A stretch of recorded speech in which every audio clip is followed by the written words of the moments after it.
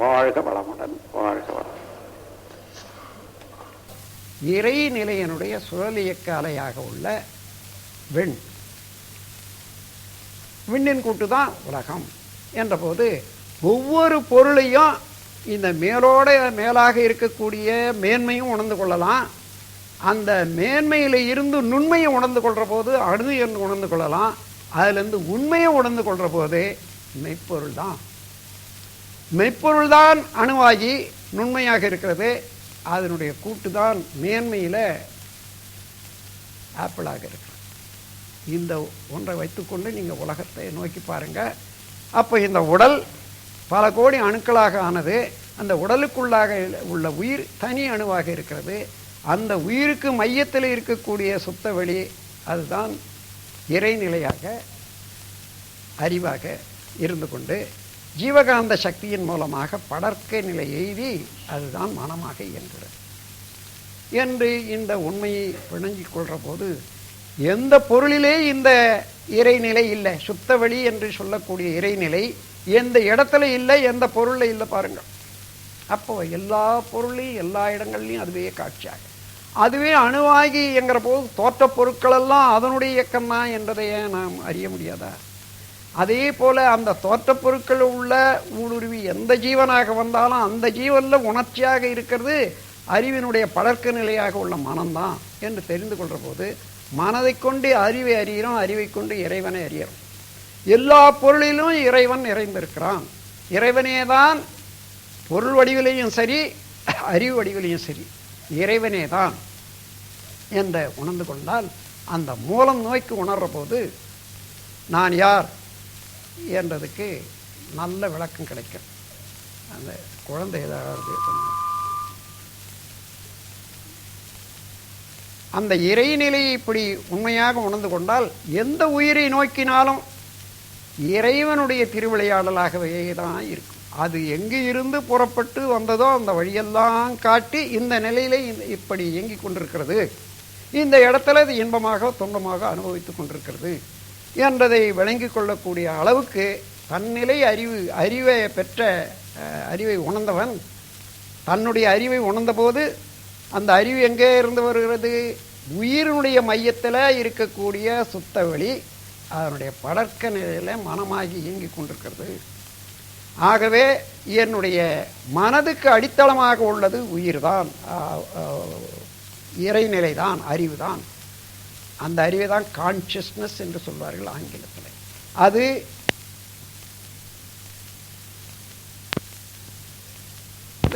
பேரியக்க மண்டலம் முழுமையும் இருக்கக்கூடியதிலும் தொடர்ந்து தான் இருக்கிறது. அப்போ உடலால் எல்லை கட்டி இருக்கிறான், உயிரால் பிரபஞ்சம் முழுவதிலும் அணுமயமாக இருக்கிறான். இறைநிலையாக அதையும் தாண்டி சுத்த வெளியாகவும் இருக்கிறோம். அப்போ 3 வகையிலே நம்ம அறிந்து கொள்ளலாம்.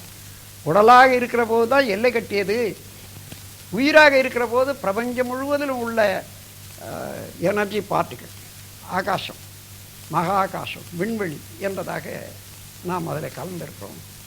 அதை தாண்டி இறைநிலையாக இருக்கிற போது எங்கும் நிறைந்தவனாக இருக்கிறோம். அப்போ நான் இங்கே உடலாக இருக்கிறேன், உடலுக்குள்ளாக உயிராக இருக்கக்கூடியது அந்த உயிர் பிரபஞ்சம் முழுவதிலும் விரிந்து கலந்து தான் இருக்கிறது.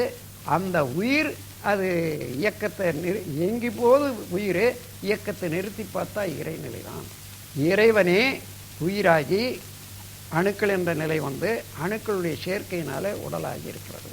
அப்போ நான் யார் என்ற கேள்வி எழுப்பி பார்த்தீங்கன்னா உடல், உயிர், உயிர்க்குள்ளாக உள்ள அறிவு, அந்த அறிவே தான் இறைவன் என்ற போது இறைவனே தான் நான், இறைவனே தான் அறிவாக இருக்கிறான், அறிவே தான் நான் என்று சொல்லக்கூடியது என்று தெரிந்து கொள்ளும்போது எந்த உயிரை பார்த்தாலும் அதே மதிப்பு நேர்நிறை உணர்வு, அதான் சமயம்.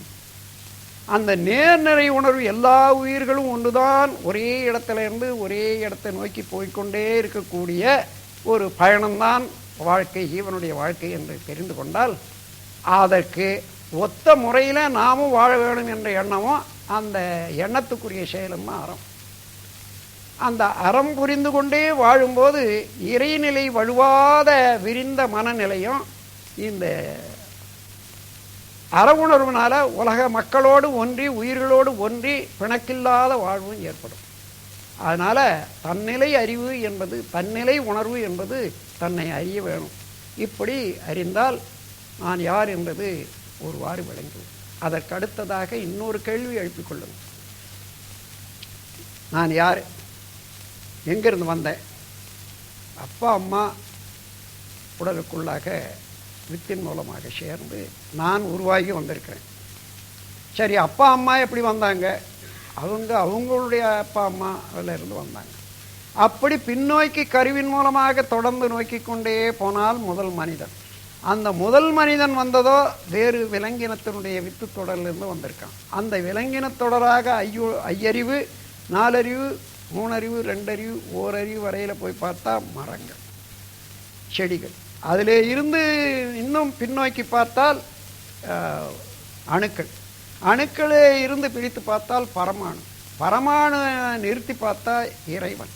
இறைநிலையில் இருந்து பரமாணுவாகி அணுவாகி அணுக்கள் கூட்டால உலகங்களாகி அதில் தோன்றிய ஓரறிவிலிருந்து 6 அறிவு வரையில் வந்த தொடரில் எங்கேயாயிலும் இடைவெளி இருக்கிறதா என்று பாருங்க. நீங்கள் இல்லவே இல்லை. இறைவனே தான் இடைவெளி இல்லாத தொடரியக்கமாக கூறுதலறம் இயல்பூக்கம் என்ற 2ஆல் இன்று வரையில் வந்தது. ஒவ்வொருவரும் அந்தந்த காட்சியில் நாம் இயங்கிக் கொண்டிருக்கிறோம் என்ற போது நான் யார்? இறைவனே தான் நானாக இருக்கிறான், அறிவாக இருக்கிறான். அதுவே தான் நானாக இருக்கிறேன். இது ஒரு வழியில் அதுக்கு சான்று கூறும் ஒரு தெளிவு. அதற்கு மேலாக இது விஞ்ஞானம் காலம். விஞ்ஞான காலத்தில் எத்தனையோ காலம் இதுவரையில் மனிதன் தோன்றி கடந்து விட்டான். கற்காலத்தில் இருந்து அதன் பிறகு நெருப்பு கண்டுபிடிச்சான். நெருப்பு வந்த பிறகு வாழ்க்கையில் சில விளக்கங்களும் மேன்மையும் ஏற்பட்டது. அதுக்கு மேலே உலோகங்களை கண்டுபிடித்தான். கருவிகளை செய்து கொண்டு வாழ்க்கையில் இன்னும் கொஞ்சம் மேன்மை அடைந்தான். ஆனால் உலோகங்களுக்கு பின்னால் மின்சாரம் வந்தது. மின்சாரத்தில் இருந்து பல மேன்மைகளெல்லாம் வந்தாச்சு. அதனுடைய உச்சகட்டமாக உள்ளது இன்னைக்கு கம்ப்யூட்டர் காலம். ஒரு சின்ன கம்ப்யூட்டர் செல்லில் இருந்து எத்தனையோ கோடி பதிவுகளை அடக்கவும் அதில் விரித்து காட்டி மீண்டும் அந்தந்த உருவங்களாக எழுத்துக்களாக கொண்டு வரக்கூடிய அளவில் இன்னைக்கு விஞ்ஞானம் வளர்ந்தாச்சு. இப்போது அதுக்கு தகுந்தவாறு இப்போ நான் யாருன்னு பாருங்க. நான் யாருன்னு சொல்கிற போது மனம்தான் சொல்லுது. மனதுக்கு அடித்தளமாக உள்ளது என்ன என்று பார்க்குற போது மனம் என்பது இந்த ஜீவகாந்த சக்தியினுடைய அலைன்னு சொல்லிட்டேன். அந்த அலை எதோட சேர்ந்து இது நிலை பொருளாக உள்ள சுத்த வெளியோட கலந்து காந்தமாகி தானே ஜீவகாந்தமாச்சு. காந்தம் என்று சொன்னாலே இருப்பு நிலையாக உள்ள சிவமும் இயக்க அலையாக உள்ள சக்தியும் சேர்ந்தது தானே காந்தம். அப்போ சக்தியும் சிவமாக இருக்கக்கூடிய நான் அலை நிலையிலே மனமாக இருக்கிறேன், நிலையிலே அறிவாக இருக்கிறேன் என்பது தெரிந்து கொள்ள வேணுமானால் இந்த காந்தமானது எந்த இடத்துல கூடினாலும் இருந்தாலும் அதுக்கு தகுந்த அழுத்தம் ஏற்படுற போது அது விரிகிற போது அழுத்தமாக, அந்த அழுத்தம் கொஞ்சம் மேலே ஓங்குற போது ஒலியாக, அதற்கு மேலாக ஒளியாக, சுவையாக, மனமாக பரிணமிக்கக்கூடியது இயல்பு. அதே போல் மனமாக அப்படி அழுத்தம், ஒளி, ஒலி, சுவை, மனம், மனம் இந்த 6ஆக விரிந்து இயங்கி கொண்டிருப்பது காந்த அலை தான்.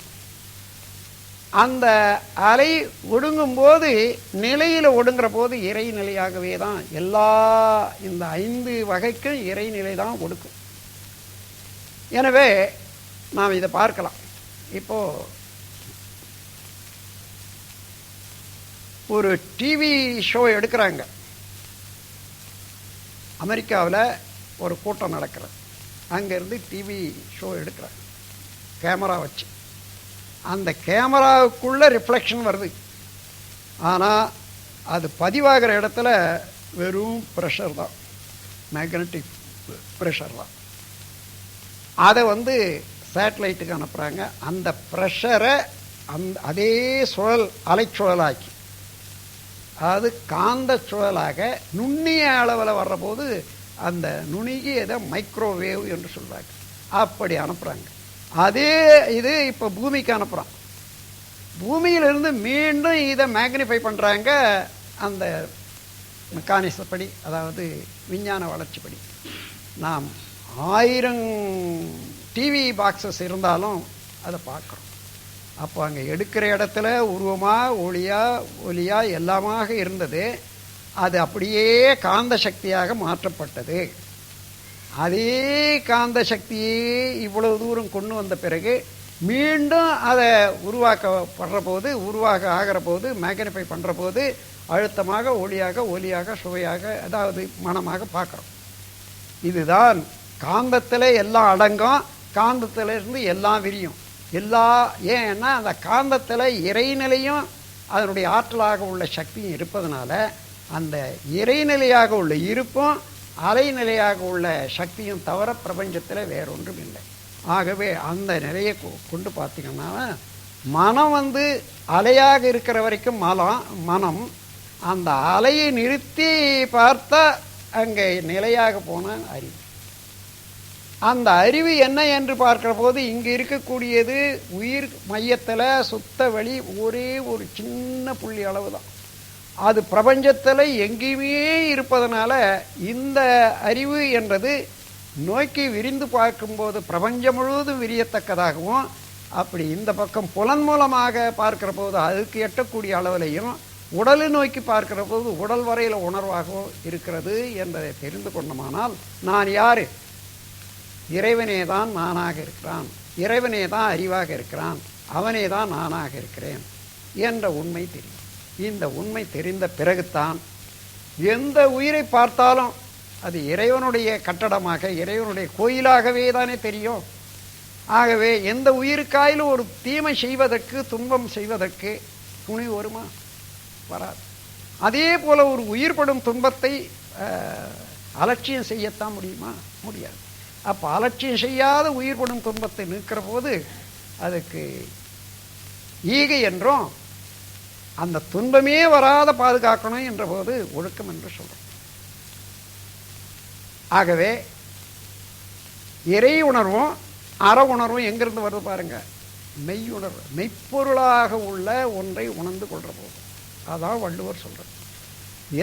எப்பொருள் எத்தன்மை தாயினும் அப்பொருள் மெய்ப்பொருள் காண்பதறிவு. இந்த பழமாக இருந்தது, அதை ஆராய்ச்சி செய்து செய்து செய்து கடைசியில் முடிவு கண்டுபிடிக்கும் போது அந்த மெய்ப்பொருளாக உள்ள இறைநிலையே அதிலேயே கண்டுபிடிக்க முடியும். அதே போல எப்பொருள் எத்தன்மை தாயினும் அப்பொருள் மெய்ப்பொருள் காண்பது தான் அறிவு என்ற போது அந்த முறையில் அறிவை அறிந்து கொண்டோமையானால் நாம் எல்லோரும் அறிவே உருவமாக, அதனுடைய விளக்கமாக, அதனுடைய அடையாளமாக உருவெடுத்தவர்கள் தான்.